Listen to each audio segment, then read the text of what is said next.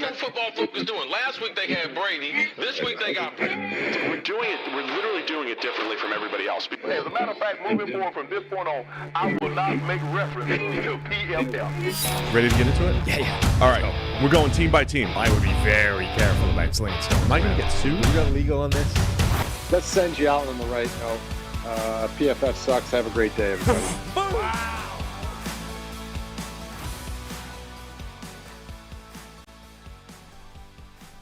Welcome into the PFF NFL podcast. Steve Palazzolo, Sam Monson. We are live on YouTube for the last time here on PFF, Sam. For the last time. Absolutely. Our final show. And in classic Steve and Sam PFF NFL podcast fashion, don't know exactly what we're going to do today.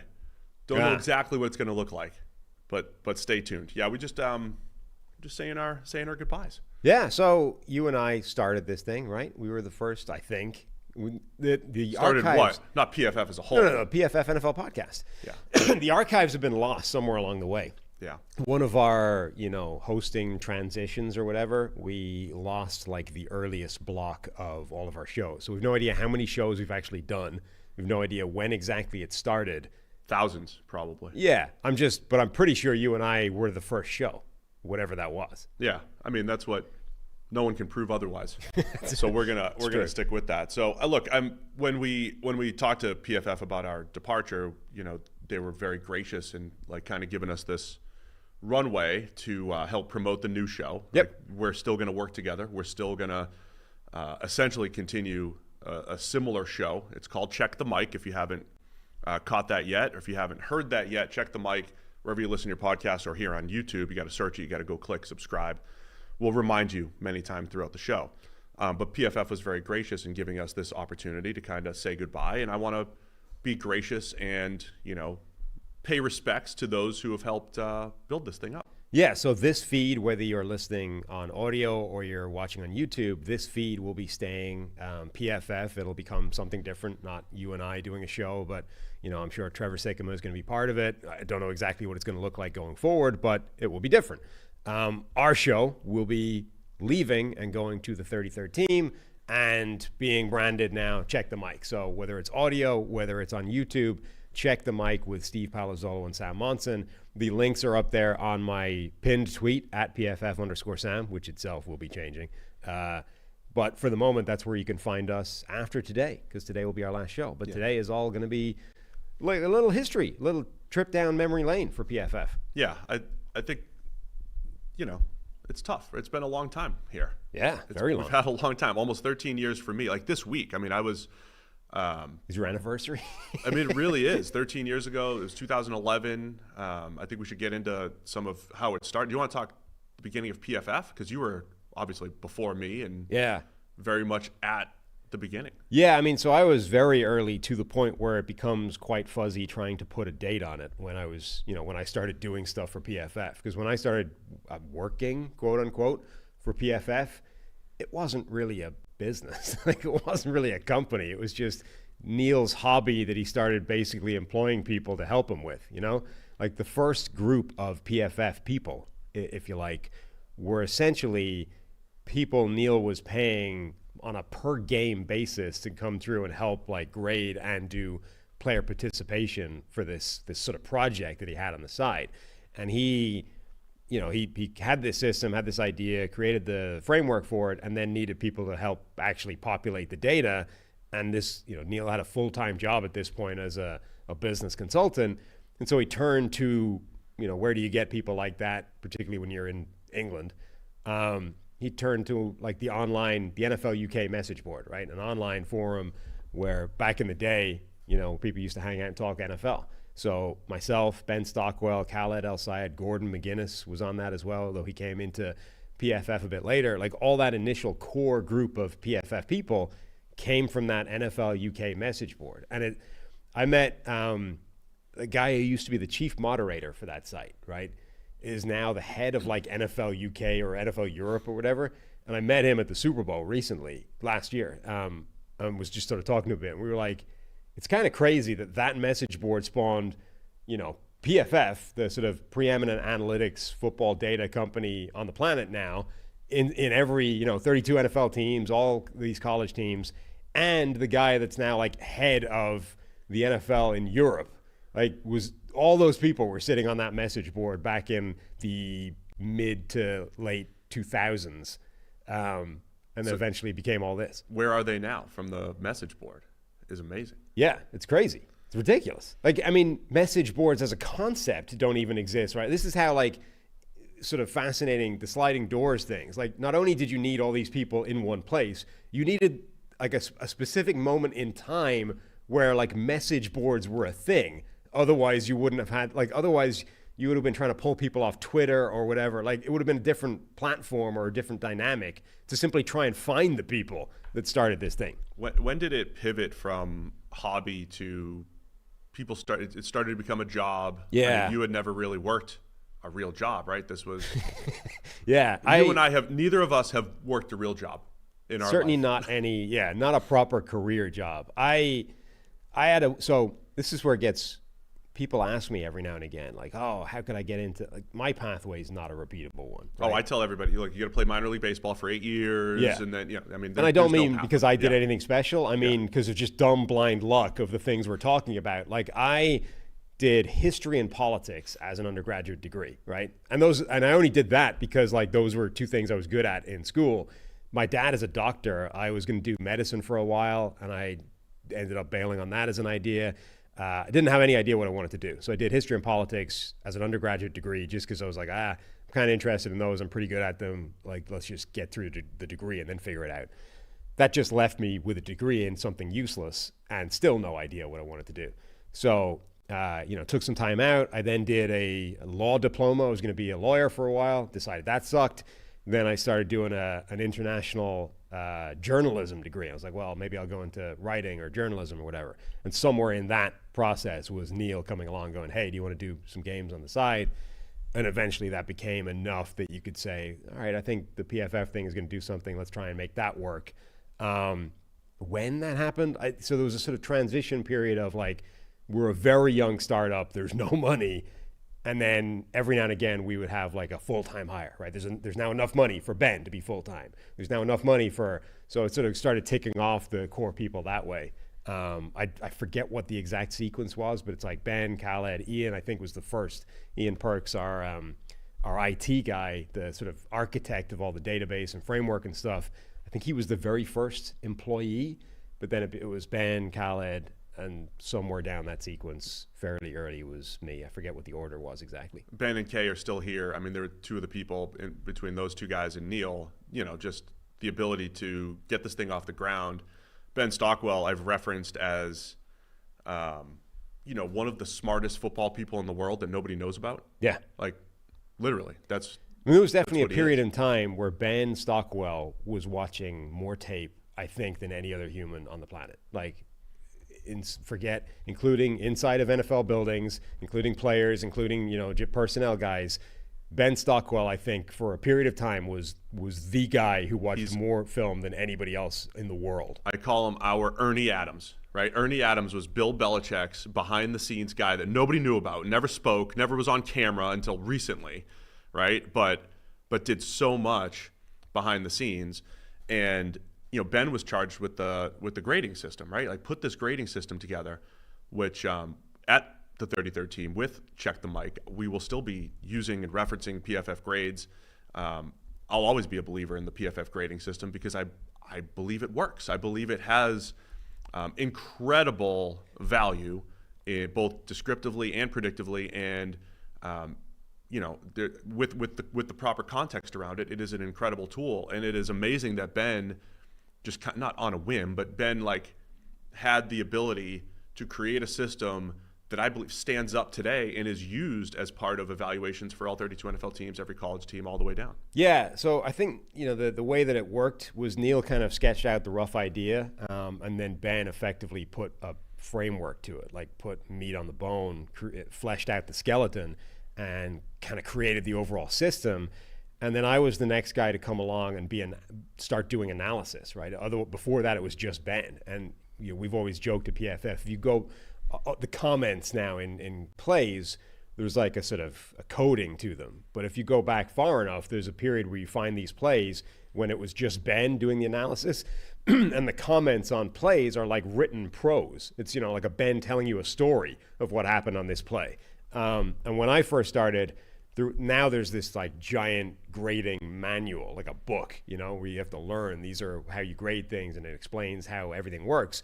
When I started grading, it was Ben giving me the rough rundown of how it all worked and then was like, all right, go do a game, right? And I'll come in and check afterwards and we'll walk through and we'll improve you that way. And even then, sort of once you got the idea going, there's a million plays that come along that are like, it's hard to account for. Like, and you know this from watching football, right? There's something that happens every season. I've never seen that before. Yeah. Every time one of those comes up, it's like, Ben, how do you grade this, right? And then Ben's like, I don't know. We've never come across this before. It's never happened. So the first like year or two was me and Ben sitting there basically on the equivalent of Zoom, like 24/7 while we're grading games. I mean, like, all right, Ben, look at this play. What the hell do I do here? This is a thing I've never seen before. And further like sketching out the grading system by going, okay, this feels like, you know, a +5 or a 0.5 rather, or a +1 or that kind of thing. Like, so that was a lot of that first was literally trial and error for plays that you've never encountered before, figuring out how you think it should be graded based off, you know, what it feels like.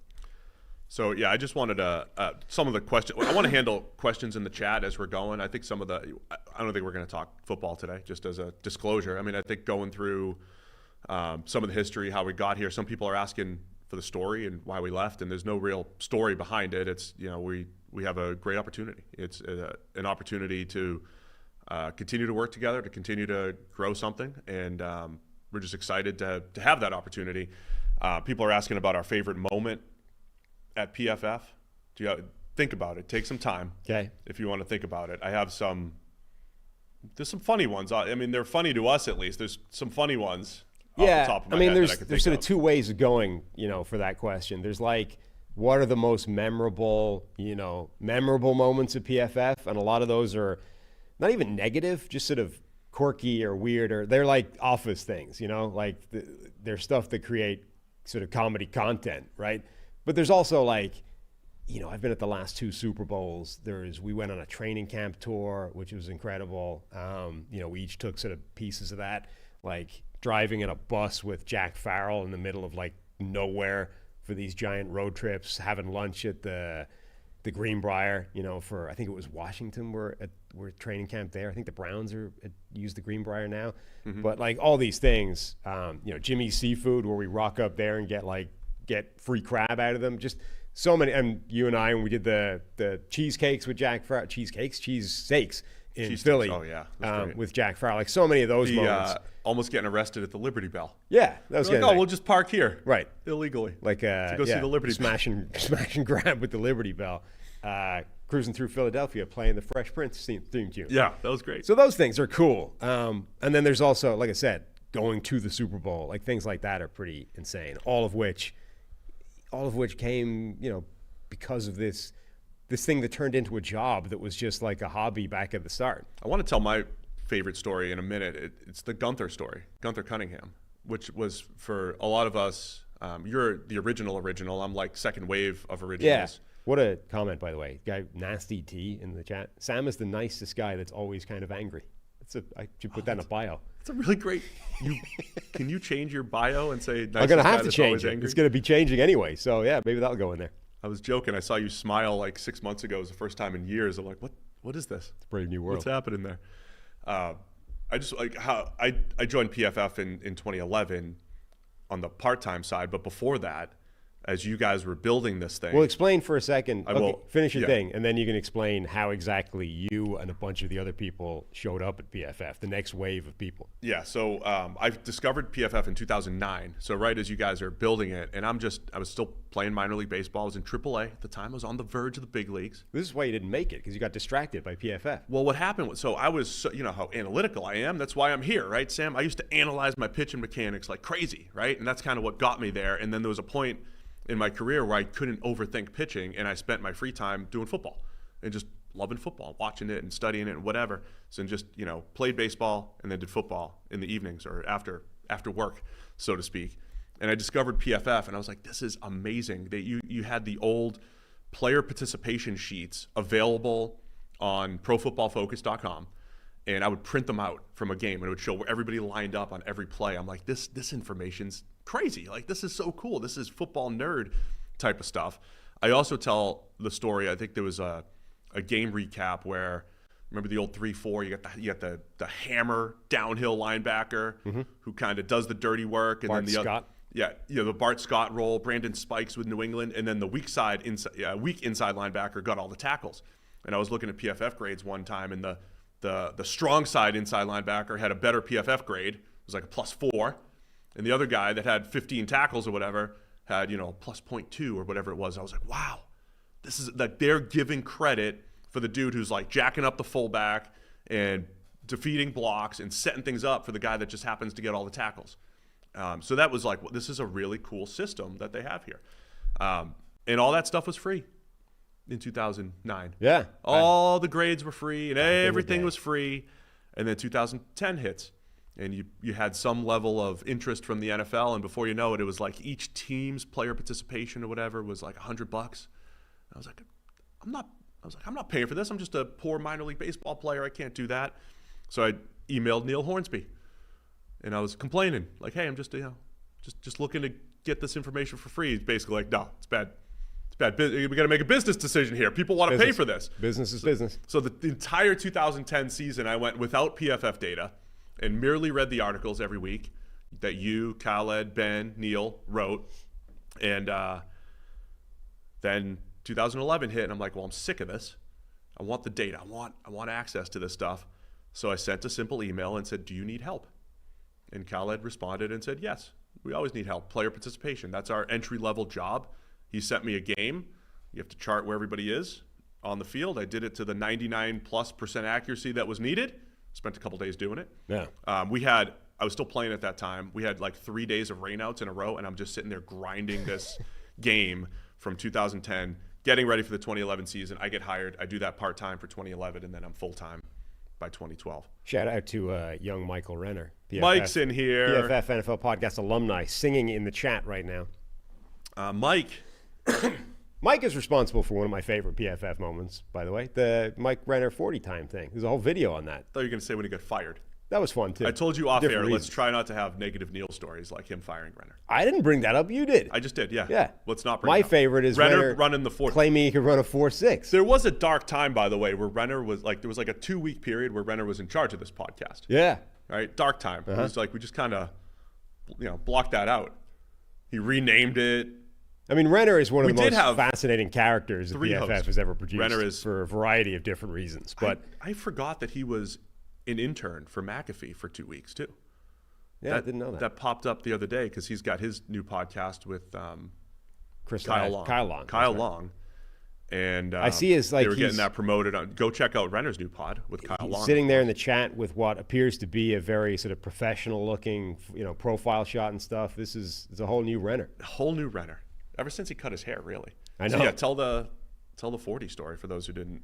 It's out there. It's on this YouTube channel somewhere. You can go find Mike Renner 40 time or whatever it should spit out. But one day, sitting around the office, the topic came up of like, what do you think you could run the 40 time? And Renner was like a 4.6, and everyone was like, "Excuse me, what? There's not a chance in hell you can run a 4.6 right now." He's like, "No, I could easily. I could go out and run a 4.6, not a problem. Like, just give me a couple of days to warm up or whatever." And he genuinely claimed that. So we're like, "All right, we're going to prove this. We're going to get together. We'll give you however much time. We'll go down, find a field somewhere, and we will time you in a 40-yard dash." And we created this whole video, like a 10-minute videos out there. Zach Robinson, now Atlanta Falcons offensive coordinator, is there in a stripy referee's jersey with a stopwatch. He was our official. And when Renner first did his run, right, he did all his warm-up. He's there shirtless with the hair flowing, He's like, I'm there. He's like dunking, the ball over the goalpost before. Yeah. Everyone's like, maybe he can run a 4.6. He's athletic. Right. Takes his first run, and Zach hits the stopwatch and then goes, "What do you guys have? Because this is like not even close." And yeah, it turns out it wasn't close. He got down to a 4.8, but the first 4.82 number, or something, the first right? time he ran, the first number on the stopwatch was a 5.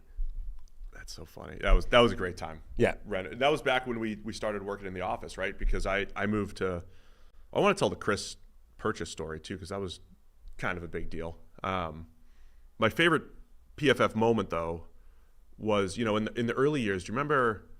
Nobody knew who we were, and so you started the Twitter account and everything, and these grades would pop up, and nobody really knew what was happening. They were all in plus and minus and green and red, right? It was like a simple start. This guy was a +7. This guy's a -3, and we spoke with confidence behind these grades, even a little brashness behind these grades. I mean, if you read our friend Matt Collar's book that has the history of PFF, there's a story in there of Neil emailing Peter King after he put his all-pro team out there or whatever, and it was like, this guard is terrible and this and that. Like, that was kind of the tone early on. Like, we watched every play, right, and we graded it. We know it better. So it was I always felt like the little brother looking for validation from the big brother, right? Like, validate me. We know what we're doing. That was kind of how we had to play this game. But one of our first years at the NFL Combine, we had a meeting. We started selling to NFL teams. We had a meeting, and Gunther Cunningham was a consultant for the Detroit Lions at the time. And we rented out a suite, for the week, and you bring teams in and you pitch them, hey, we've got this data. Do you want to buy it? And Gunther came in, and he sat down, and we went through the grades. And when teams are buying stuff, they're buying the data, and the grades are part of that entire package. And Gunther, we're going through the entire Lions team, and we're always looking for that validation, especially from football people, from NFL people. Like, this is good, this is useful, this is on point. And he looks at all the grades, and he was like, pretty good. It is pretty good, except one thing. And he looks at like two of the safeties. He's like, I would flip those two. Right. And we were like, that's it? You're telling me you agree with all the grades of the team of which you're the consultant? You know these guys inside and out. That was a big validation point for the grading system. It was two. I remember specifically. It was two linebackers. Right. It was linebackers. And specifically, so he's like, I would flip these two linebackers. And then we were like, yeah, but this linebacker, so actually if you break, if you go further in the overall grade, like this linebacker's got a way better coverage grade and this guy's better against the run, and if you value this part more, blah, blah, you would do that. And he's like, oh yeah, then yeah, I would have the coverage guy. So I would have him higher. Perfect. He was like, even once you got down past like the overall grade, it actually aligned perfectly with what he thought even more. And he's like, yeah, okay, then we're good. Then we're good. Then it's perfect. And Gunther, rest in peace, legitimately. Yeah. At some point, eventually, started working for PFF, kind of did some consulting with us and did some stuff behind the scenes before he passed away a few years ago.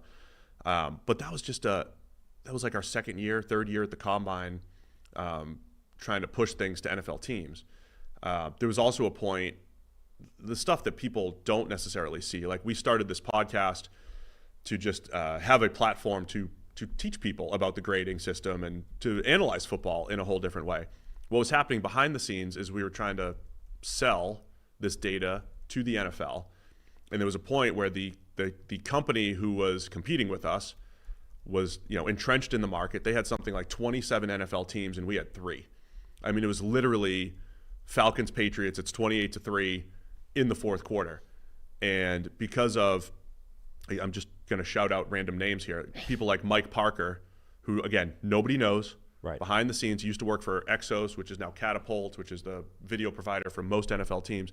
A guy like Mike Parker comes in, no name to the public, but one of the most important people in PFF history here because he knew the entire league.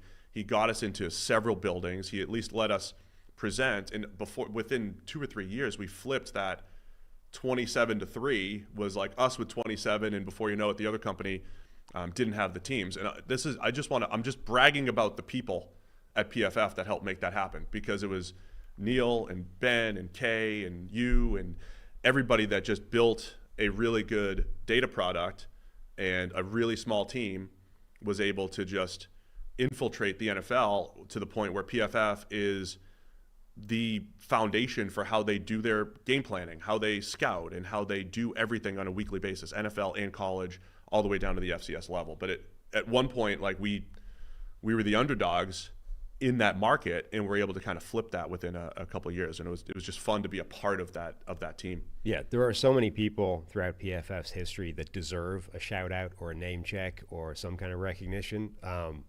So many and too many to list. So hopefully, nobody takes it as a slight that their name doesn't show up. Yeah, I today. apologize if I don't.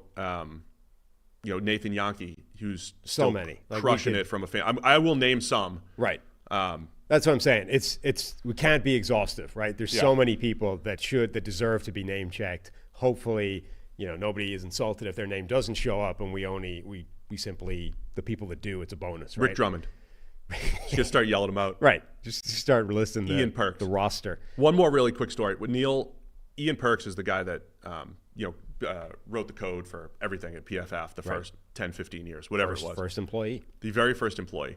One of my favorite stories is the fact that Ian Perks literally knew nothing about football, and the fact that Neil, they were colleagues or whatever, they knew each other, and Neil taught Ian everything about football so that he could make this happen and write the code. It started with there's 11 players on offense, there's 11 players on defense.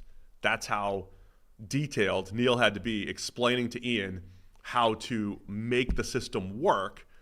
And the fact that they were able to work together to make it happen, I thought was just a really cool I mean, so, because PFF started in the UK, right, you essentially, for years, we would get this, how do the guys from England have any idea about football? Right now, I think we understand collectively this is becoming more of an international game. People from different countries can understand the NFL, right? It's not rocket science, right? It's possible. But Ian was legitimately the Englishman that everybody questions, right? Like, how does this guy, he literally knew nothing about football. So he was an IT guy, a coder who had to be taught how football worked in order to have any idea how to build any of this stuff from the start. It's fascinating as a project where Ian came from, like knowing nothing to where he got to, which is not like he's not like a football expert or anything, but he knows what it is, knows how it works now, all through essentially the architecture of IT at PFF. And now he knows who Jimmy Graham is. Now he knows who that was Jimmy like the Graham guy he'd always reference. How about Jimmy Graham? He started to know some players. Where else you want to go?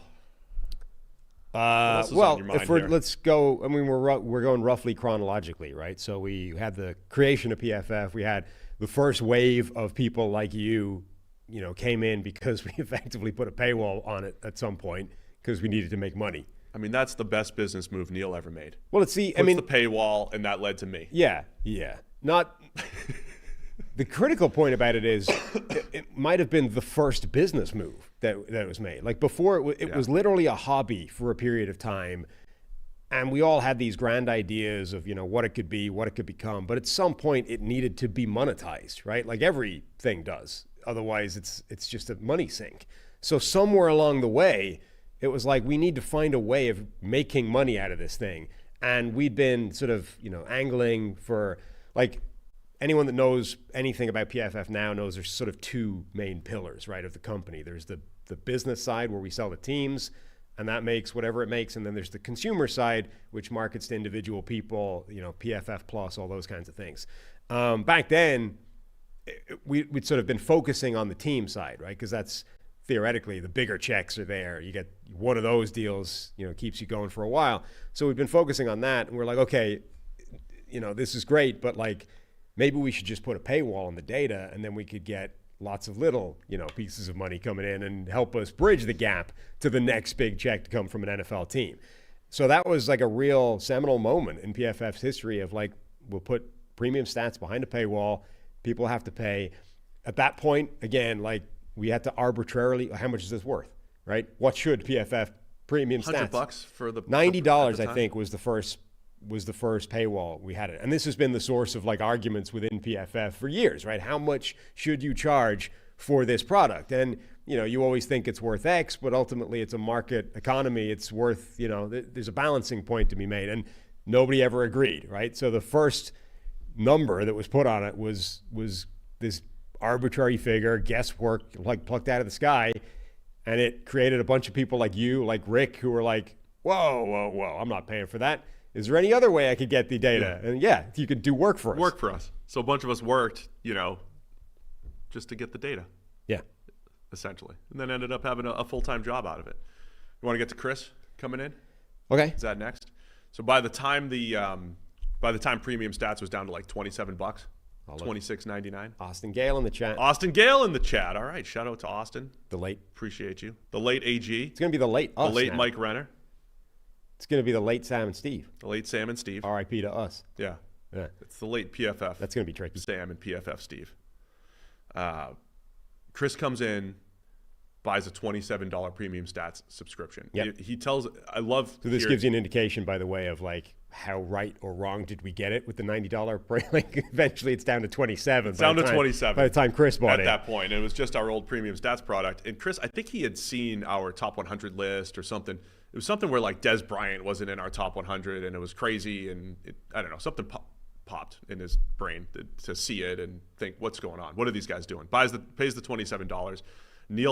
Chris tells the story great because like Neil sees the email come in and he calls him. And Chris answers the phone and hears the English accent and he's like, oh, no, I just lost all my money. It's an English guy. And again, the way he tells the story is great because by the end of the call, Neil's telling him about every guard and tackle in the league and who's this and who's that, who's overrated, who's underrated.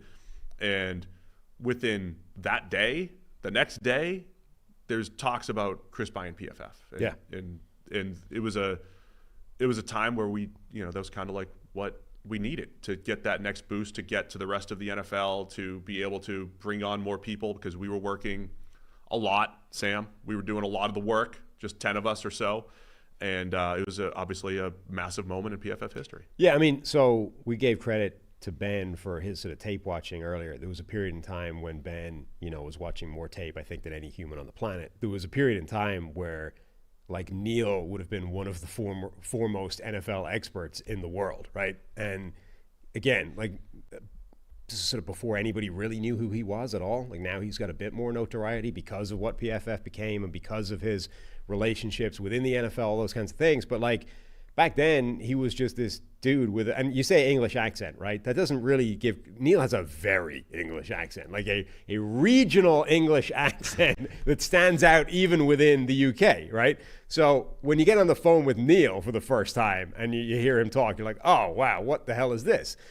So literally a conversation with Neil back then would go from like, answers all of those questions of, how does an English guy know anything about the NFL? One conversation with Neil later, and you're like, wow, this guy knows as much as anybody that I will talk to from within the NFL on a daily basis.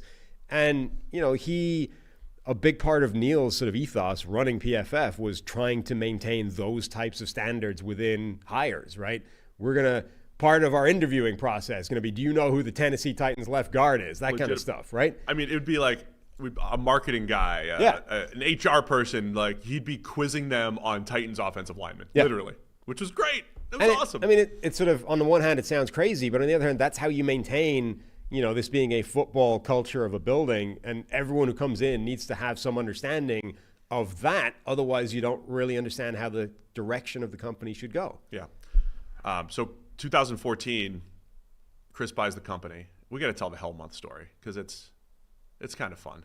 I mean, it's not all glitz and glamour here for Steve and Sam all the time, right?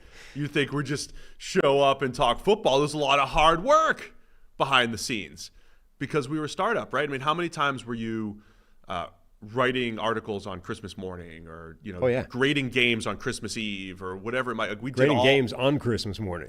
Christmas morning, right? Like taking a break out of the game grading process for like an hour of opening presents with family. So we were grinding back then, right? And in just doing an NFL game, we had this system where the game would finish and they'd send us a file and you start working on it. And grading a game was for me about 7 or 8 hours. For Ben, maybe 5. It depends on how fast you go. You may have been somewhere in between that, but it's a 5 to 8 hour process per game, and we would crank them out Monday through Tuesday night, essentially, or Sunday through Tuesday, nonstop, right? And then 2014 hits, and Chris comes in and he's like, "We got to do college." Right. And we were like, "Yeah, we've wanted to do college. Now we're able to do it." And famously asks Neil, "Okay, how many more people do you need?" What was his answer? To do college, to quadruple our workload. Right. To add how many games more was that? 4 times as many. Yeah. It was about 1,000, over 1,000. His answer was none. Yeah. My guys can do it. Yeah, we got this. Yeah. So the whole 2014 season, so first year we did college. In his defense, he wasn't incorrect. We could do it. We managed it. We could do it. Just. Yeah. We did. We had to do college games to Super Bowl deadline. So that was Patriots Seahawks that year. They went to the Super Bowl. Yep. So we would do our NFL games through the year and just like start doing some college games as the season went. And January hit, and of course college football's over, and we had about half the season to catch up on. And more important, yeah, so the NFL finishes the regular season, and that frees up a ton of time that's not, that you're not taking doing that. Now we got to eat back into the deficit, to claw back the delay on the college season and get it finished before the Super Bowl. So January 2015, this was like, you talk, training camp is like when you're in the trenches and you bond and you talk about it and you reminisce. This was like our, training camp. This is like our look back, and we always talk about that 1 month. This is boot camp. This is boot camp. Yeah, that's a better way of saying it. But I don't want to make war comps or anything like that. I was just doing football data. So. Okay. But the whole month of January, to make it work, we probably each had to do 11 or 12 games a week. Multiply that, and it's just not nonstop. Each game is 7 hours. 7 hours, and it was the MAC and the Sun Belt. It was all the worst games. Yeah, well, getting progressively worse, right? Yeah. Because you do the sort of headline games first, the easy ones, and then you're left with literally, I remember the last game, right? Eastern Michigan and Middle Tennessee State. It was the final one that I was working on, and we couldn't get the tape correctly. Multiple people are working on this game. It's getting done multiple times. The tape is awful. It's grainy. I think it was on that stupid field as well that's not properly colored, and the whole thing was a nightmare. So yeah, I didn't leave my house. I mean, I remember going on January 25th or something. I went to a christening for 3 hours and was like, uh-oh, falling behind now, because I left my house. Did not leave the house that entire month of January, but we got it done. You just cranked it out 7 days a week, nonstop, and the Matt Classens and Mike Mountfords of the world who were helping and being a part of that.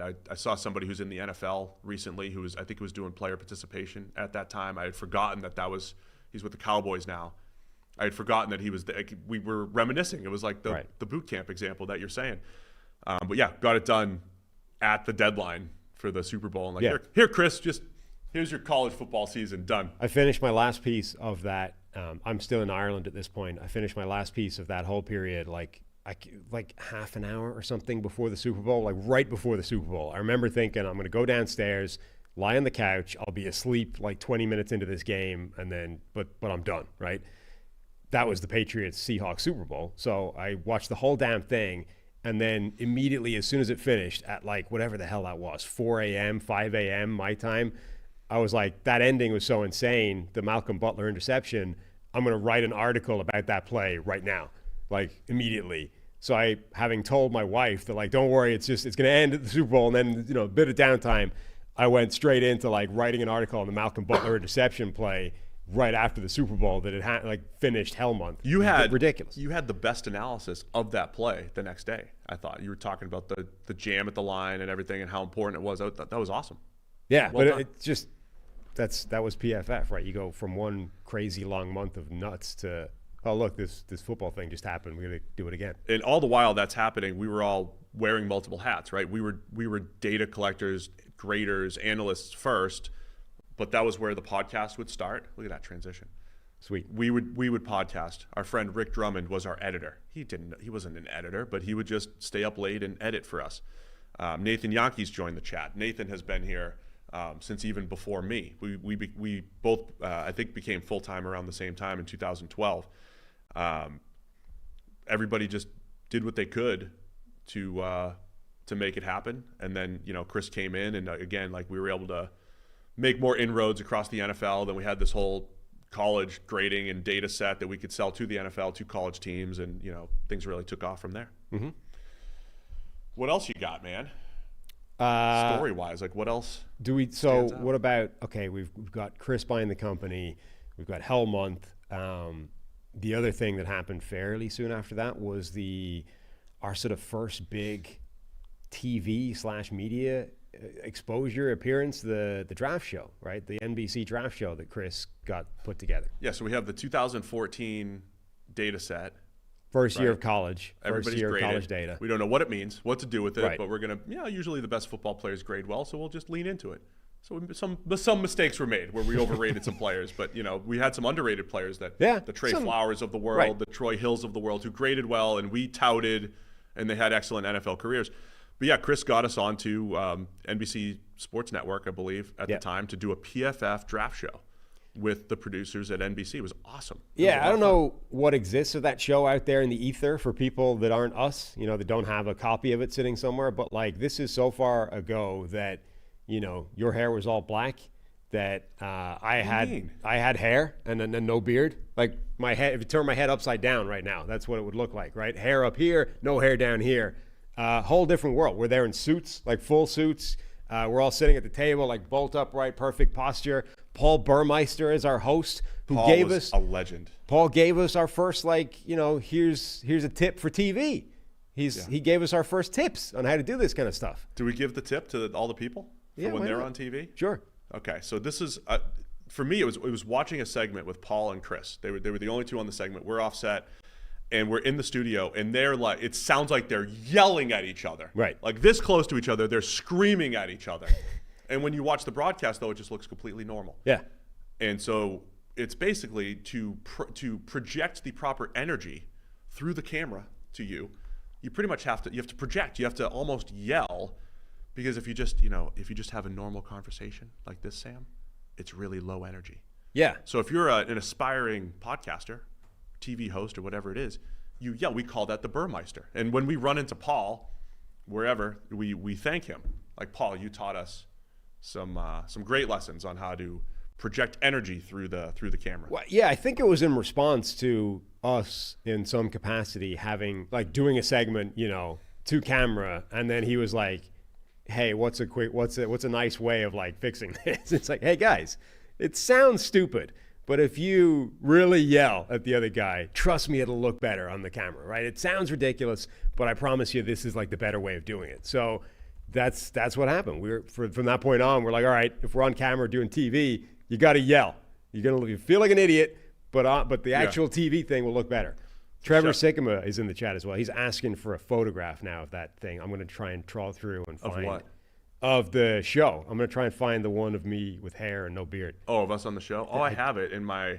I've got it somewhere. My Dropbox subscription, which will expire tomorrow. Great. I have it downloaded somewhere. NBC did an incredible job. Chris voiced over that grading of the Super Bowl, like a play-by-play grading of what it looked like. It's still the best play-by-play grading description of what it is. That's still one of the best things that PFF, I think, has ever done or sort of been associated with, was that couple-minute clip explaining how the grading works, coupled to tape, all those kinds of things. Genuinely a great sort of piece of film. Shout out to Zoltan, other people around PFF. I've just been humbled by some of the responses we've heard from people, both within PFF, to both of us. The number of people that said something along the lines of, I only work at PFF because of your guys' podcast was pretty incredible. It's all you, man. Well, no. I'm trying to make you cry. I'm going to get you to cry by the end of this. I don't think that's going to work. No, there was a lot of people who thanked us. We appreciate the emails of people who, I want to honor the people that helped build PFF, because it's such an incredible place, and I want people to know that it is more than just the stuff that you see. There's so much behind the scenes that has been amazing, and again, Matt Coller's book sums up a lot of this stuff. But understanding how PFF got their standing within the NFL, but our listeners and viewers through the years, just joining us on this silly journey where we're just talking football every week. And our show, Sam, evolved a lot just by listening to the viewers, right? We went through, there's always a lot of opinions when you do a show and everything, right? And it's like, I think the podcast should focus on this, or I think it should be shorter, or I think you should focus on these teams and not that teams. We've gotten a lot of feedback through the years and tried a lot of different things, but we landed at the long form shows because people listened more. Right? So we literally just listened to what our listeners and viewers said, which was, don't skimp on a Monday morning. We love when you go for 2.5 hours and talk about every team. Don't skimp on a Thursday preview. Don't just preview the biggest name teams. Preview every game. We love when you go long form. We don't need a 60-hour show. There are some podcasts that are great at 60 minutes. They're a great 60-minute podcast. They're a great 10-minute podcast. They're a great 3-hour podcast, right? and our audience just seemed to like what we did, and we just tried to answer the call to what they wanted. So I mean, when we go start Check the Mic officially tomorrow, there's already some stuff on the feed there, but Check the Mic will continue to listen to that audience and go long form on a Monday morning, reviewing every game, and do the 2-hour previews on a Thursday. Very much the same cadence. And again, we've got a great relationship with everyone at PFF here, to the point where we'll still be sitting in these seats when we do the show. That'll start after you come back from Ireland in a couple weeks. Yeah, early. We'll be back in the same seats, in the same studio, essentially in partnership with PFF as they allow us to transition to the new show. Right. Early September, we will be back in the studio. It's the number of people that when we sort of said, hey, we're taking the show somewhere else, we're leaving, that have been like, is the length going to stay the same? Like, are you still going to don't let 33rd cut down your show? Like, we still want the 2-hour preview reviews. That has been our dynamic because of where the sort of listenership, the audience pushed us to go. Like, we have repeatedly run into people saying, oh, you guys have got to cut it down. You got to go shorter. You got to, make it punchier. And it's always, the numbers have been better the longer the show has gone. Like, that's been a consistent thing throughout the time of doing this show. I found the picture. I found it. Are you sending it to the chat?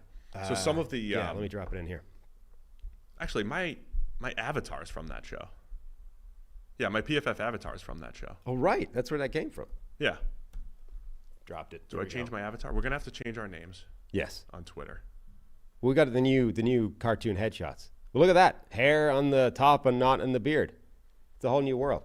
Is this going to be on the screen here in a second? Well, hopefully, yeah. Look, the other thing, we've talked about them a lot, referenced them a lot, but even just within this show, right? Look at you. It's you and me on screen doing this, and we've had people like Renner and like other people have helped. David Tuckman back in the day, host. Here we go. Boom! Look at that. The hair's on. You were 8 years deep at that point. I know. The hair's 2015. Yeah, 8 years as a PFF analyst back in the day. The hair, you can see it's on the way. The receding has already begun. You can see it creeping back at the widow's peak thing here. Creeping back toward negative. Right. The beard isn't yet in existence, and the hair is on its way. But it's on its way back, and now there's no hair and a beard. It's a tragic demise. I remember the other thing also with that tie. It was such a recalcitrant tie. It would not stay in that knot. They had to pin it in place.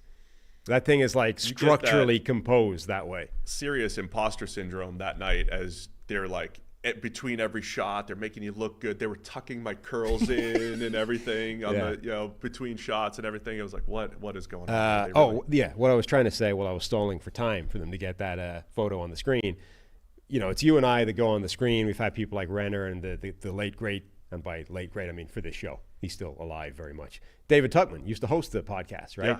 He now does a whole bunch of poker stuff. You can find him out there on the internet elsewhere. It's on the internet. Yeah, but there's a whole bunch of people behind the scenes here that help make this work, right? Tyler Sovchek, Eli, Mike Quinn. Yeah, Mike Quinn, like all these guys that help make this show and get it out there. We just come in here and sit in the chairs and talk shite for a while. There's a bunch of other people that help all this work. And as everyone at PFF always says, the army of people creating the data without which none of this is possible. Yeah. There's literally hundreds, and the data team has been incredible.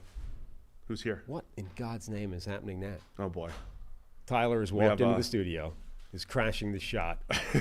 There's a delivery here. He's delivering flowers? Ah, thank you. Wow. Adios. Thank you very much.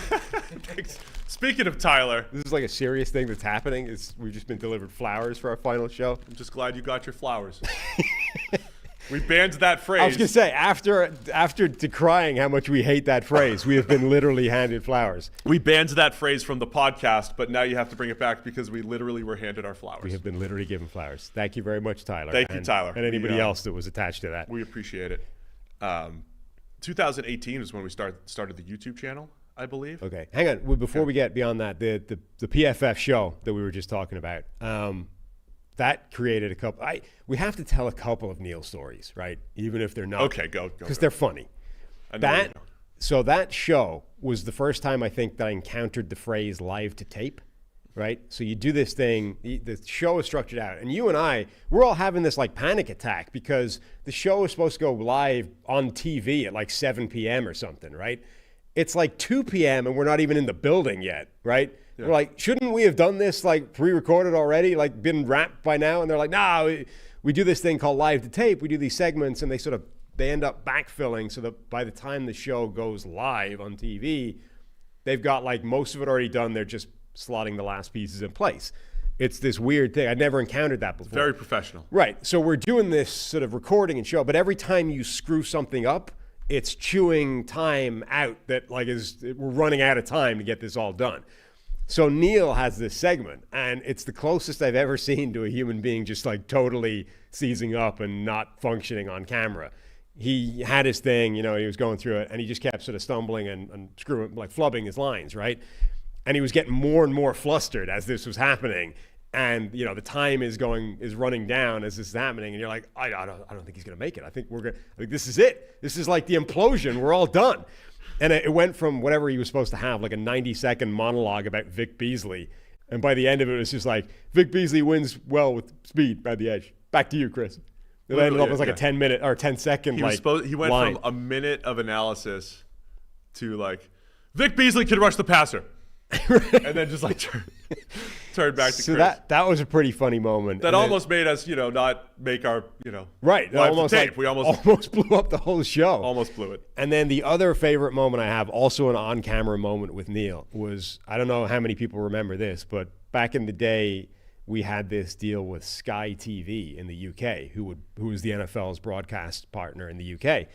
And we used to have these little 2-minute, 3-minute, whatever they were, segments that would be broadcast on Sky, talking about a couple of different games or whatever. Neil, in his infinite wisdom, decided that, well, if it's in the UK, if it's a UK broadcast, we need to use people with UK accents, otherwise it'll be weird, right? So I wasn't invited. Right, basically. So you couldn't do that with an American accent. That would be insane. Until week 5. When we had to use Neil Yep. with his Cumbrian accent and me with my transatlantic Irish mismatch accent. Some would say Canadian. Yeah, whatever it is, it's not a UK accent anymore. Anyway, so we were like the duo, right? So generally in, there you go. Look at us. Wow. Look in at that. Suits and stuff, the beard's there. And so now we've got beard and hair to a degree. It's a fascinating transition along Sky my TV promo. Yeah, fascinating transition in my process. Austin Gale knew this story was coming. Losing hair and growing beard. That also in the background there, shout out to Parker the TV as opposed to Parker the person. Anyway, so we're doing these things, and usually when we do TV type of stuff, I'm not hosting, right? Somebody else is. That's just the way you're the host generally. Yeah. Now I got to be the host because Neil doesn't do hosting. So Neil, it turns out, not great when things aren't fed to him like exactly per script, right? Not good at the improvisational type of stuff, right? If things don't go entirely. Now you got the IFB in, right? You got the guy from the UK in your ear, like telling you little production bits, like 10 seconds here, wrap it up here, whatever. We're sitting there, we've got the camera in front of us. We have a little monitor off to the side where you see the shot and all those kinds of things. So whatever happened, we were running lower. They had something break in. They were like, okay, wrap it. We're supposed to have like a minute left or something. They're like, wrap it up after this answer.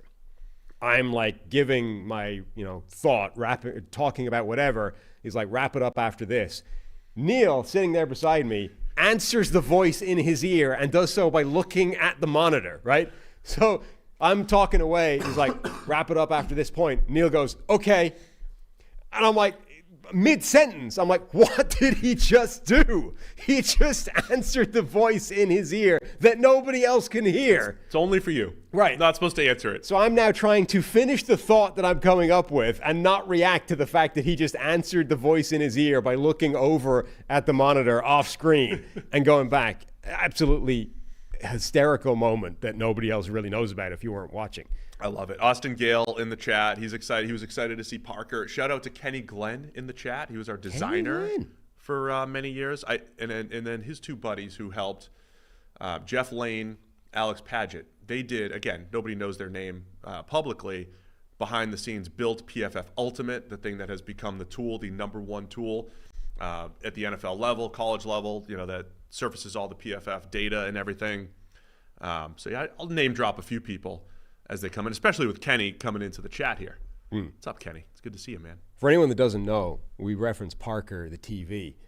Parker the TV is theoretically this like state-of-the-art fancy computer screen thing that the NFL has one of these, like the NFL Network somewhere. Like I've seen it on broadcast. They've used this thing.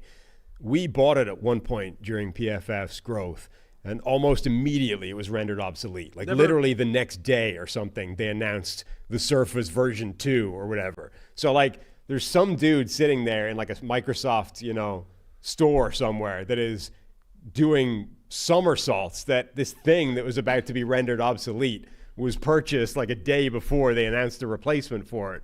And it was like it was our background for a period in the old studio, the little closet thing. And it was supposed to be like the spine, the backbone of our... We never mastered it, No. We never mastered the usage of that. We used it a little bit, you throw some graphics up there. We never really mastered using it, though. Yeah. Is he still upstairs somewhere, Parker? It's right there. It's like it's in the background. Oh, it is right over... Okay. It's right there. Yeah. Mm-hmm. What's up, Parker? 2018, we started the YouTube channel, and it wasn't just us. It wasn't just our show, but we put everything on it at the time. Austin Gale, who's in the chat, now off to Spotify / The Ringer. Rick Drummond in the chat now. Rick Drummond's in the chat. A.K.A. Ray. Respects paid to Rick. I mean, he was the man. Best manager I ever worked for. Best manager. Rick. Yeah. Better than, who's my best baseball manager? It's better than all those guys. Okay. Best manager. First guy that really gamed the system as well by just avoiding learning the new process. Nobody even knows that. No, I know. We do, though. Yeah. Hat tip to that. So again, everybody at PFF had to do data collection or analysis. Yeah. We got a new data collection tool. Like it was all upgraded and new, and we all had to learn how to use it. Summer of 2016, probably. Summer of 16. The years all blend together. And so we had to learn this thing. And Rick was just moving. I had just moved to Cincinnati, and you were going to come in a year to Cincinnati. Rick was moving from California to Cincinnati. And the whole summer while we're training on this, Rick was just like doing like a Chevy Chase, vacation through the United States. He claims he was only doing that for like a couple of days. How did that? He was on the road for like 2 to 3 weeks, making his way from California in the middle of like training. We were doing like 8 hours of training every single day. By the time he got here, he's like, sorry guys, I don't know the new system. It's too late now. He didn't grade a game since then. They never graded a game since 2015. He literally got himself out of the rotation for being able to grade by simply being on the road during the time everybody learned the new system. He was just out of Neil's purview. Well, Rick can't grade games. He doesn't know the system. Right. The guy was on the road. Can't possibly learn it now. The season started. It was genius. It really was. Before you know it, it's like, well, Rick needs to do something. Let's have him manage more stuff. Mm-hmm. And that's how we did it. That's how Rick moved up. It was genius. Masterful.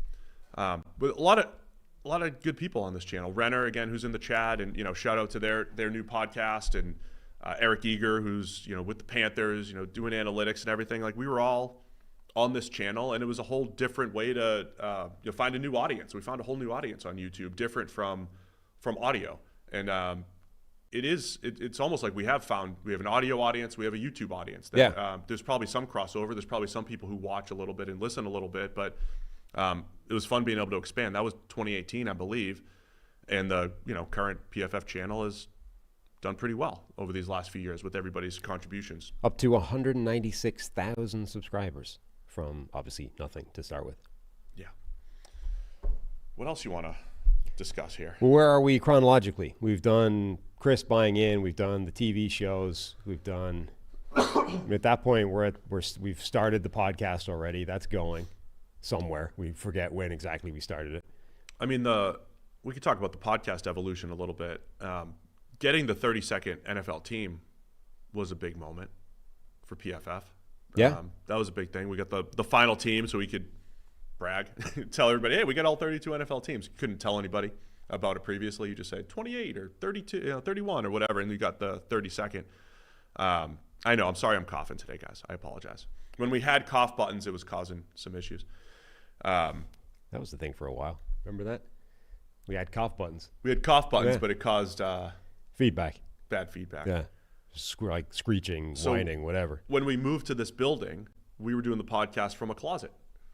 Taylor Wyman, shout out to Taylor Wyman, who was producing back then. And we would be in the closet. And that's when I first realized how impressive our listeners were. Remember, we had a map of where people were listening from. Yeah. People in Australia and all over the place listening to us. Of course, we have a big UK contingent. The British Isles has always been a strong, place for us as far as listenership. But we were in just like a little closet. Then they built out the studio, so we had that, and then they built this studio that we came into. So you've kind of seen that grow through the years.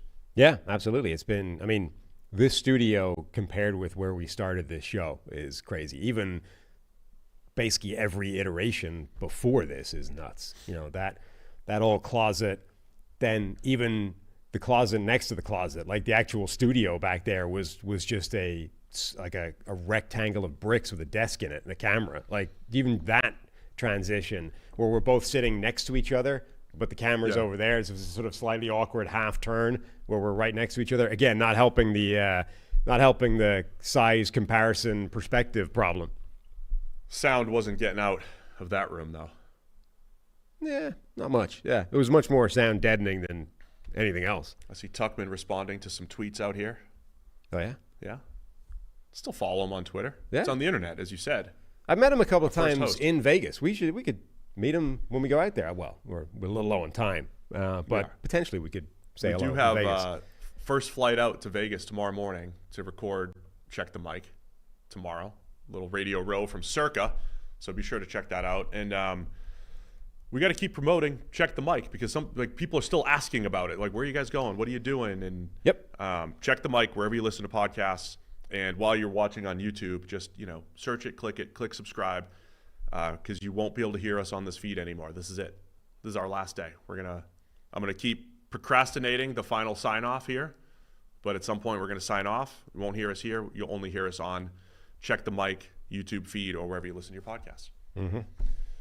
What else you got? What else do you want to say about the podcast specifically? Viewers, listeners. I mean, well planned out here. Yeah, it's we started this thing. I don't even remember. We were trying to work out when did we first. Number one, when did we first do it? Number two, how did we first start doing it? Like, what were we using? I know we did some videos way back when with like Google Hangouts.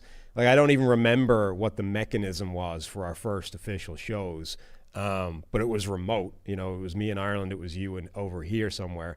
You would have been still back in Boston, right, when we were doing this? Yeah, I was in Boston, and then it went through many iterations, right? We had that one year where we put multiple things on the feed. I think you and Renner did the NFL analysis, and then Zach and I just did the Big Time Throwcast that year. It was on the same feed, Big Time Throwcast.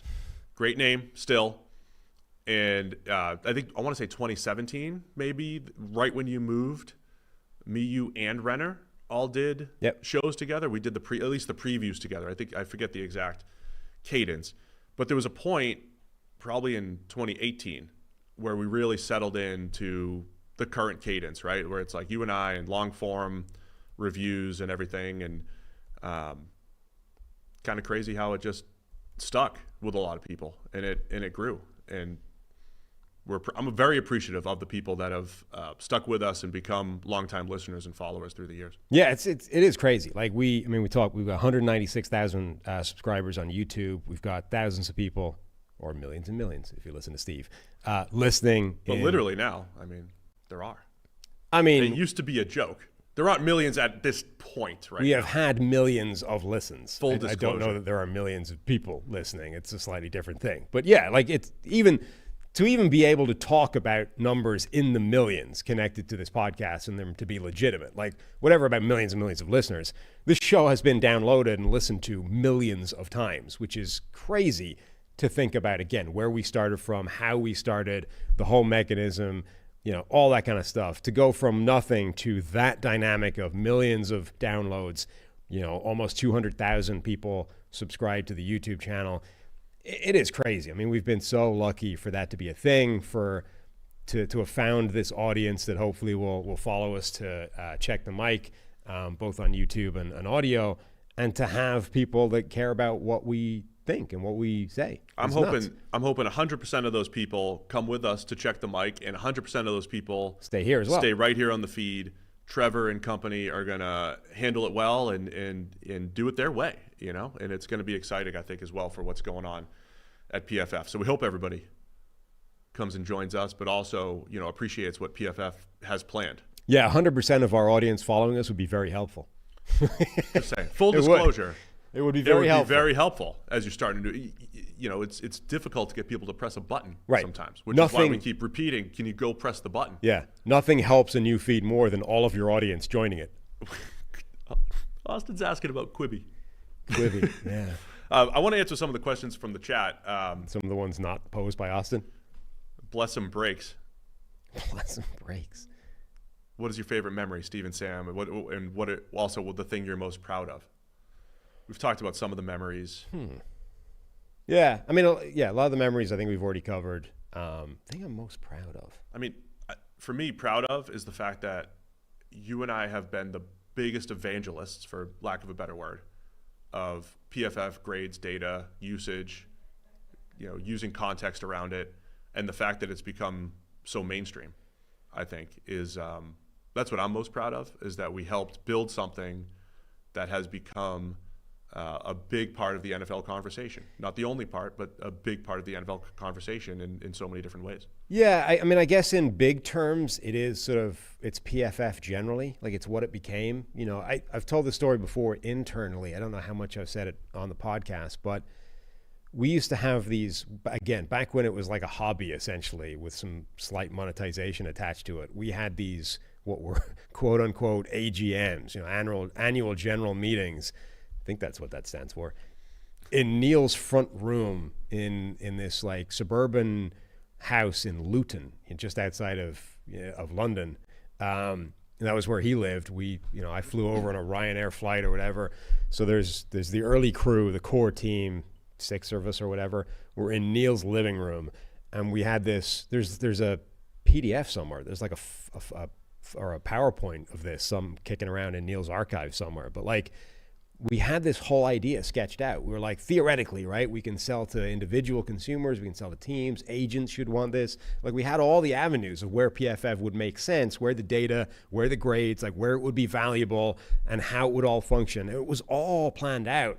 We had no earthly idea how we were going to get there. It was like, I don't know how you get into this market or who you talk to or how you break down these barriers, but like, this is what it could look like at the end of the day.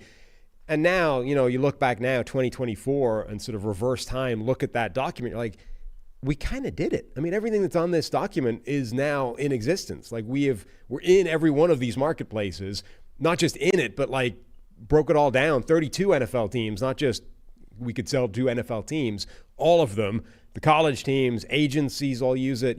We did it. Like, we made this thing happen. So that, I guess, the overall, it's like, that's what I'm proud of, is collectively, that early group, the new wave, people like you, Rick, Nathan, the people that came after that are still here, guys like Trevor, we all did it. We all created this, which existed back in like 08, 09 on a document somewhere that was all theory that, and it was a pipe dream. And we actually pulled it off and made that happen. On a sort of much more granular level, things that I'm very proud of, like as a sort of creating. Tyler helped me put together those couple of audio history things that we did that were such a time sink and didn't have enough listenership, so that we junked them after like 2 shows. But we did an oral history of Randy Moss's debut, rookie season. We did one on Steve Young versus Joe Montana. Those things are great. Those things are amongst the best things we've ever done. The show that we did that we talked about earlier, the NBC show, that I think is still amongst the best things we've ever done. A couple of articles along the way, I think that each one of us has written that I'm still proud of, that I think are really sort of good. I don't want to use the word important because that's quite self-indulgent and a little bit over the top, but like, Renner joked about it earlier in the chat. You still reference your left tackle, right tackle study thing, right? And Khaled, I think we've written multiple ones down the years, but like the sort of definitive, don't read sack numbers, looking at like all those kinds of things, right? These are like things to be proud of, I think, during the journey of PFF. Like, it's easy to get too carried away and be like, PFF's responsible for all of this kind of stuff. But like, we did, I think, move the discussion forward in terms of the broader NFL understanding of football and the way the game is talked about, right? It's not all the way there, and there's still there's various media outlets trying to push it back in the other direction. But, I think PFF as a whole contributed positively to the overall discourse of football. And so I'm pretty proud of that. Love that. That's great. This chair is sinking again, by the way. Some of my really quick, some of my favorite memories are, it's not anything specific. It's thinking back and then seeing where we came. It's a lot of that. I always joke I was the class of 2011, Sam, Right. and my cohort in that class was Brian Hall, still here, still. He was our sales guy for a while. One of my favorite memories was the first combine we went to. We were nothing. We didn't know anybody. Neil invited me and Brian, but we only had one room. So Brian stayed with him the first day or two, and then I came in and took Brian's spot and stayed the next couple days. Right. And we didn't have any meetings. Neil, we went to the combine, didn't know anybody. I think we had one meeting, and it was Neil with Dan Morgan, who was working with the Seahawks at the time, now the general manager of the Carolina Panthers. But there was a point Brian was I was hanging out with Brian, and Neil passed out in the room, fell asleep because he was on UK time, and we were locked out of the room. Fell asleep is a bad Fell term. asleep, not passed out. Now other people at the combine, I don't want to mention any names, have passed out. Yes. And done other things. But Brian, we couldn't get into the room at the time, but it was just this startup feel, right? What are we doing here? Who am I talking to? We're just going to introduce ourselves to people. We're going to hope we run into the right people. So Brian has been integral, and of the class of 2011, all the people that started with us were gone, and Brian and I were the two that stuck it out, and he's still here and doing great things for PFF. Yeah, and Brian Hall is definitely one of those people that deserves the shout out and some recognition for what he's done. We were a bunch of people that had very specific skill sets or very clear absences in the skill set. Brian came from the sales world, right? And Brian's ability to sell PFF was absolutely instrumental in getting all these teams and doing a lot of what PFF's done. And then the other thing is, Brian's always been a really positive advocate for you and I, right? Some of those early conversations at the combine, Brian was a fan of our show, despite being, colleagues and working in PFF. Brian would tell us how great the podcast was, and he would listen, right? And he's his own important part of PFF, driving sales and actually monetizing this whole thing and making it into a business. And he's also you guys are awesome. The show is great. I love what you're doing. You're a hugely important part of PFF. So shout out to Brian. Hope I didn't forget. I'm not trying to name every last person. There are so many people behind the scenes who have done great work and helped build this thing. I was, again, excited that we were able to do the show to be able to give some insight to the viewers and listeners that they might see us and other people on camera more than others, but there's so much that has gone on behind the scenes and is a lot of good memories, a lot of fun through the years. But yeah, proud of where PFF has gone. Mm-hmm. And I like thinking about remembering those early years and how we got here. All right, do we have any more eras, epochs to cover? Somebody asked about what we were doing, the COVID year. We just kind of made do. We all did. I dressed up like a ghost for the draft. That was bad. COVID was interesting because, do not go find that. That's not even in the archives. Yeah, that's impossible to find. Somebody go dig that up. It was interesting because PFF had been a remote work from home company at the start, right? It was, as a startup, we're all in various different places. There had never been an office, a central location before Chris bought the company and, created not this office, but created an office, a central hub in Cincinnati, which then became this one. We had been a remote operation that then tried to centralize. So when COVID hit, I think we were fairly uniquely qualified to just go, you know what, just go home again. Just work from home again. We'll figure it out. So, I remember the conversation. It was really quick. It was during the course of a day. They had been because remember, it was fairly early on in the year, right? We'd all done the combine. No, the Super Bowl, the combine had done. And everyone at that was sort of it was the very start of the news. And we're should we be fist bumping? Fist bumping at the combine. Yeah, or what? And then that hit. Then very quickly after that, it's actually, this is going to be a thing and the world is shutting down.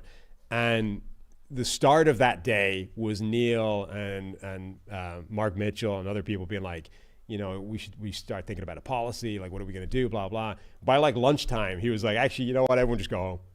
We'll figure it out. Like just work from home from until given notice otherwise. Just everyone back at home. I haven't been back in the building since. Right. Oh, And we then pivoted to like a work from home company, and then really the only people that needed to be back in the office in any capacity were you and I and production to get this thing moving. Yeah, I mean, I think the only other thing error-wise, the last few years have been really consistent for us.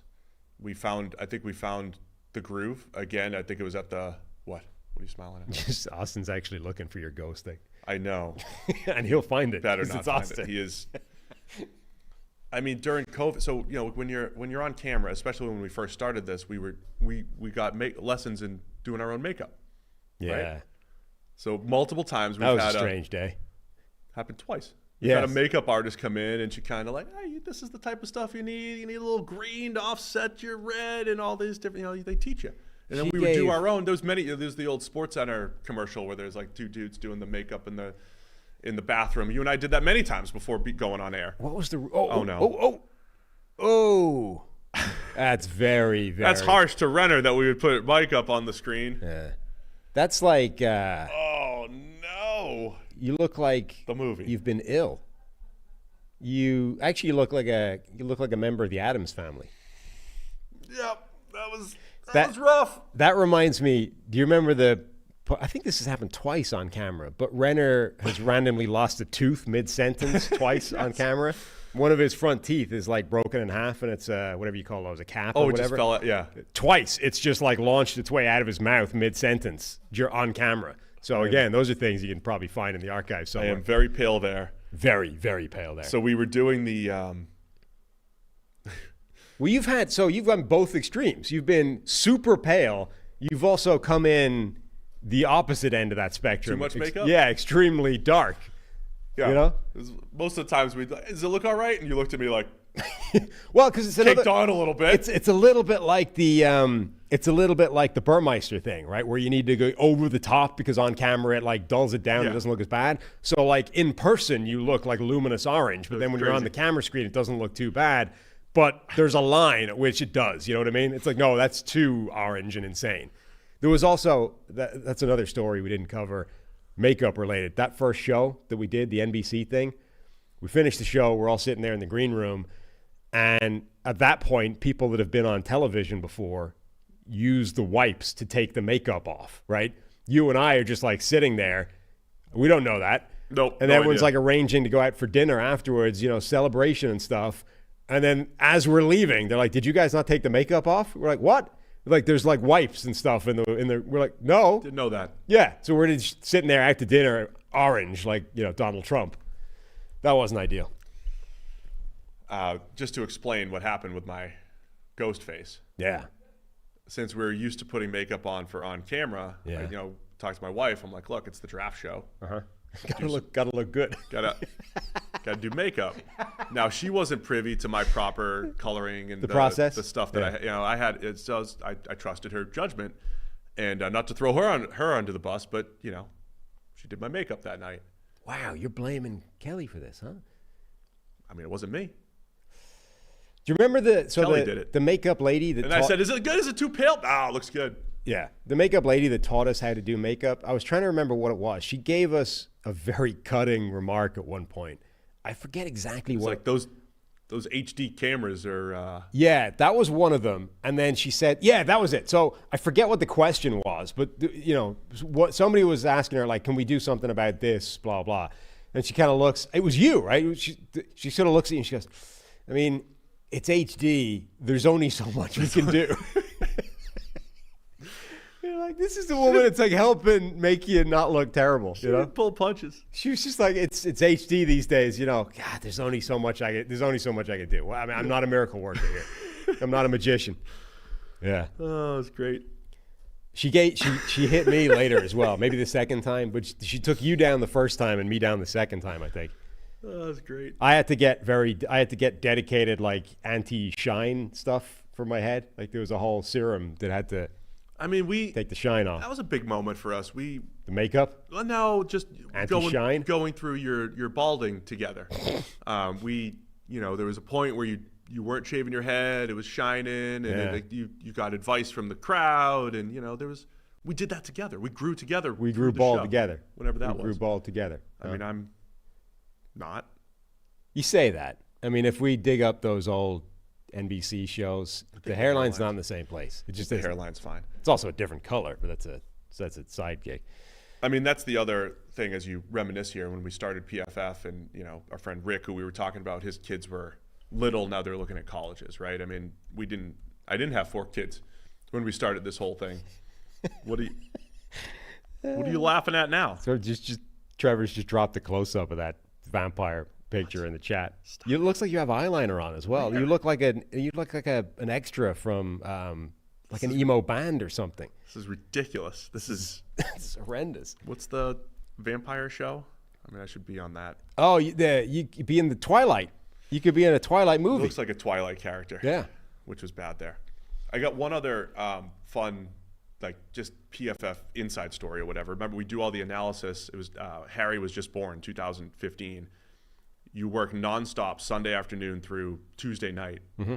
So Tuesday night, me, you, Ben, and Bobby Slowick would all be on the final call. It was the final call, 6 Eastern, whatever it was late night for you over in Ireland.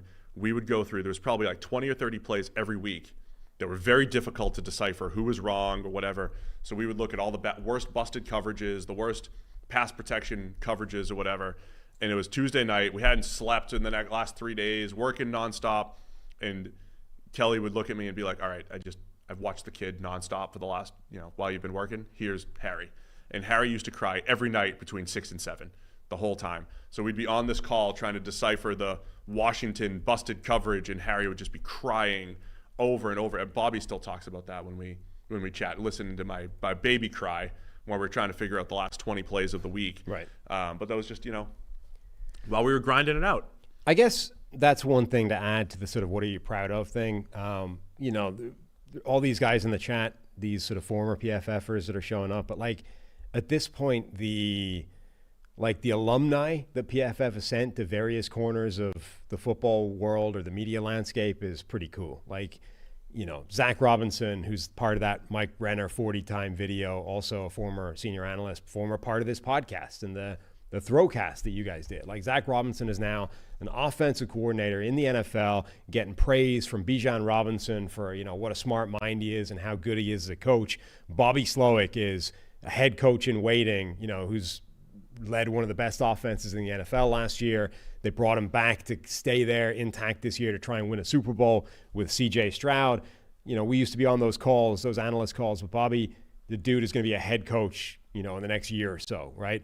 Mike Renner, job at CBS. Austin Gale, like cooking for the Ringer under Bill Simmons, executing those guys' content strategy, all these kinds of things. Dr. Eric Eager, the analytics department for the Carolina Panthers.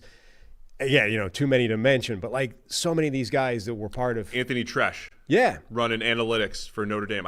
Real quick, Tresh and Ben Lindsay, just want to give those two dudes a shout out as just like classic, hardworking, awesome PFF guys who've done a great job. Right. So many of these people, Mike Clay, as Austin mentions, like started the PFF fantasy thing, serious ESPN analyst, Jeff Radcliffe, like so many of these guys have gone on to different things and are just all around the NFL now. Yeah, Ian Hartitz as well. Like so many of them. Again, way too many to mention, but like they're all over the place. Austin's just naming a lot of people now. Yeah, that Solly. Pretty proud of that. That like all these guys, who were part of building PFF are now in various different parts, like that the AGM that we talked about. Right, it's all sketched out. All these different areas. Brad Spielberger now part of a legitimate agency. Helping them do their contracts. Like these are all guys that were part of PFF in a significant way and are now in like other cool areas. The number of people that PFF has like sent on to bigger and better things is cool. Absolutely. Including us. Now, yeah. We're going to hopefully in the next 24 hours. Hopefully send us off to something big with Check the Mic. Assuming our audience comes with us, which again, we're going to need you to do. We need 100%. Go click the buttons. We need 100% of people coming with us. So if you're on YouTube watching right now, you go and you click the subscribe button to check the mic. That's all you got to do. Check the mic. 33rd team. Click check the mic. Who thinks I was Walt this entire time? That is not true. Don't have enough time to respond in the chat as often as Walt does. You should check the chat again, the Slack one instead. Oh, jeez. What now? Quick, put that on the screen. I don't even care if it breaks copyright laws. Throw it up there. It's hilarious. All right, what else we got? We're going to be running down now, right? I think that's it. I mean, and here we are to today. There we go.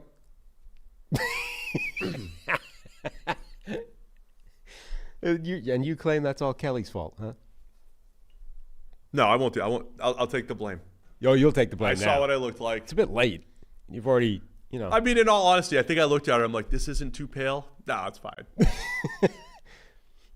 You can blame my webcam. Yeah, it's a webcam's fault. Blame my computer. Oh, that is not great. I think that's all we got. Yeah, I think we're about done, right?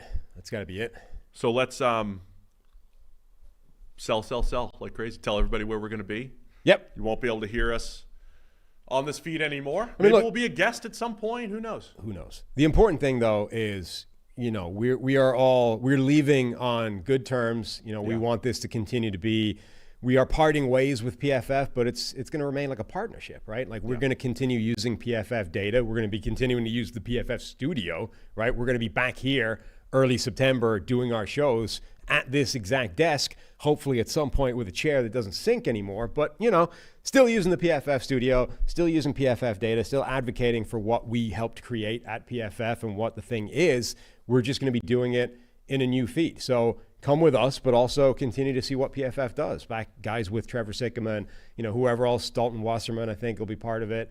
I don't know what their plan looks like yet, but I'm sure it'll be great. We'll be continuing to follow along. We'll be tuning in, consuming that content. So hopefully everyone that's in this chat, everyone that listens to us in audio is now going to listen to both. Come join us at Check the Mic, both on YouTube and in audio, and also continue to follow PFF. Continue to help both people. That was well done. Thrive, succeed. What's the word I'm looking for there? Yeah, we're all helping each other. Like I mentioned when we announced this thing, it's a cool time, I think, if you're an NFL fan with some of the other new shows, Renner Show and Heed the Call and Check the Mic. There's a lot of new and exciting things happening, including the current PFF show. Kelly also had one other idea. I just want to run it by you. New show, we switch seats. No, I think that's a terrible idea. I agree. Yeah, see, she's got bad ideas. Right? Kelly's just... Could you imagine if we switched seats? It's like going from playing shortstop to second base. There are people that... they're dropping... monetary reparations? They put in... monetary bonuses. What are they? Super chats. That's Super what they call chat. It, right? So does that come right to us? I don't believe so. Thank you, Goat Scroat. It goes to Eli. Eli stealing the money? If you guys super chat, donate in the chat, it's going to go right to Eli. He just claimed it. We've had shows before where for some reason we've been on the opposite side of this whole thing and people have complained. I honestly think there are people that would unsubscribe if we ended up swapping chairs with the new feed. They'd just be like, no, it happened. Yeah, immediately out. It happened on Skype Can't do it. On Zoom one time where we were on the wrong side and they're like, no, this is ridiculous. Oh, somebody's asking about the ruler. Do you want to do this? We actually find out if I'm 5'11" or not. Oh, shoot, I should have worn pants today. I was gonna I have a pull-up bar at home. I was gonna stretch out the spine, decompress. It's been a long, hard day sitting in this chair. Oh God, how does this open? You got? Okay. We might have problems. Oh, there we go. You got to go side. Got it. Oh, this is gonna take some time.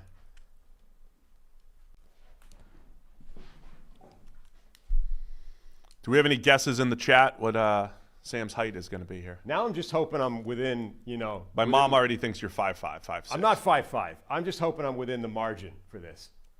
I might not be 5'11", but I just don't want to be 5'8". Kenny calling me out for calling my wife. Shout out to my wife for being great. It needs to be against a wall that butts up against the ground. I gotta be shoeless, right? Do I have to be shoeless? Probably.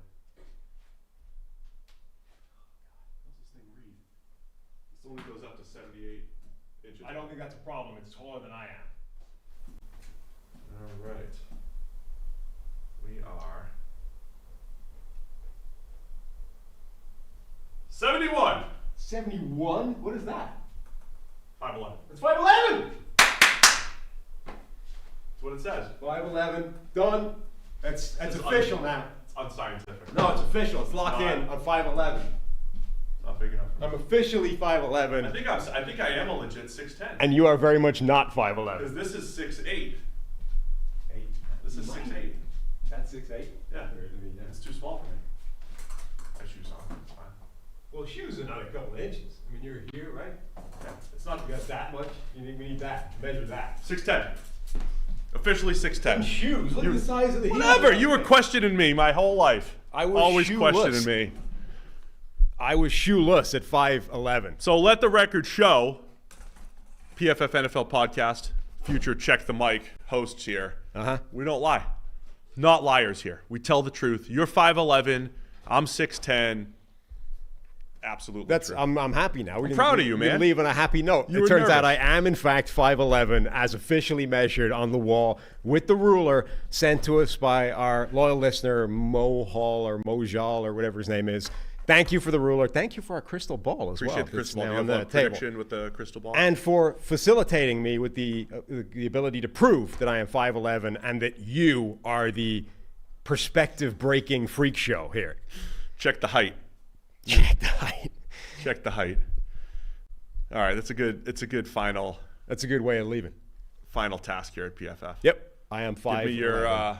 Give me your parting PFF words before we sign off. Just, I mean, amazing. People have been saying this, like, what an incredible run. I mean, not for us individually, like, who the hell cares? We're just people, cogs in a machine. But this has been my entire professional life, essentially. Again, 2008 was when I first started doing stuff for PFF. It's now 2024, and it's halfway through 2024. It's just an insanely long time. Never thought we'd be leaving. But here we are, taking the show to a new place, the 33rd team. Check the mic. Come and follow us. I'm gonna. Is this where you cry? No, I want to thank you though. Okay. For everything here, because like we're attached to the hip now. Now, yeah. Right? For Stuck real. with us. Remember like that whole period where people thought we hated each other? There was a period on the show where people thought we hated each other, and If they're right, it's going to be problematic because now we need each other. we do. We are. So I appreciate you and being able to help, work together on this whole thing. For whatever reason, enough people have taken to our little dynamic, our fun way of, I think it's a fun way of watching football, responding to football. I like showing up on a Monday morning. In the off season, I have an idea of what you're going to say. I like showing up on a Monday morning because I don't know what you're going to say. I don't know what you saw the day before on Sunday's games. And I think that makes it exciting for me, because we're not going to always say the same thing, see the game through the exact same eyes. So it makes it a fun back and forth. And we just tried to make this like, hey, we're just having a conversation about football, right? Like you're hanging out with your friends. And I think, I appreciate you for, doing that with me for so many years and then continuing to push it forward with Check the Mic. Yeah, well, I mean, back at you. Thank you for becoming part of this whole thing and for the show that we helped create. It's a good thing to remember, because this is a story that probably shouldn't be told to people, but on my own wedding, right? I wasn't that familiar with the idea that the groom has to talk. I hadn't really considered that. So speech shows up. It's like, oh, I got to say things. May have forgotten to thank my wife during my own wedding. So, I hadn't considered thanking I don't think you. that's an American tradition that the groom actually speaks. No, I think it's just a tradition I wasn't aware of. I knew that the best man spoke. I know that the father of the bride or whatever didn't know that the groom had to say anything. So I got up thanking people, forgot to thank the wife. So, I wouldn't have thanked you had you not brought it to my attention that that's what we're doing here. I'd also like to thank my wife after I threw her under the bus several times on the show. She is awesome and great, and a great mom to 4 children. Yeah, well, let's thank both of our wives while we're here. Thanks, just Laura. to cover the bases. Kelly. Thank you, Kelly. Thank you, Laura. Scout, Harry, Thank you Teddy, to Benny, Toby. Everybody that lets us do this. Everybody. Jack Farrell. Shout out to Thanks, Farrell. all of them. All right, so that's it We're for out us. here now. We got to be done. PFF NFL Podcast. Find us at Check the Mic. Search it right now, wherever you listen to your podcast, wherever you watch. Because we're not here after this. On YouTube. This is it. This is it. Done. Going black, dark, gone. And we're going to head to Vegas tomorrow. Yeah. And you'll see some Check the Mic. We got our division previews. They're all going to be cranking out on Check the Mic on the feed starting tomorrow. Yep. And then not a live. Then our sort of debut on location season preview extravaganza from Circa in Vegas. So we hope everybody will join us. Got anything else? No, that's it. I think we're finally out of here. Thanks to everybody for tuning in. We'll see you again tomorrow on Check the Mic.